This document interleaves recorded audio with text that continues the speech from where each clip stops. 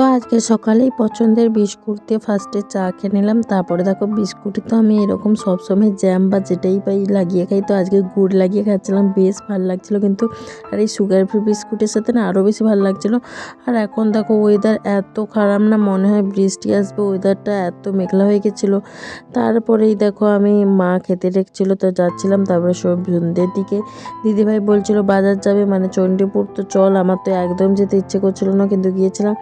এসেই দেখো ঢুকেই ফার্স্টে ললিপপ খেলাম, তারপরে একটা মঞ্জুনিস থেকে এরকম ব্লুবেরি কেক নিলাম, তারপরে রোল খেলাম। তারপরে দেখো আজকে না বাজারে এত ফুল এসছে, আমার দেখেই সব কটা যেন তুলে নিতে ইচ্ছে করছিল।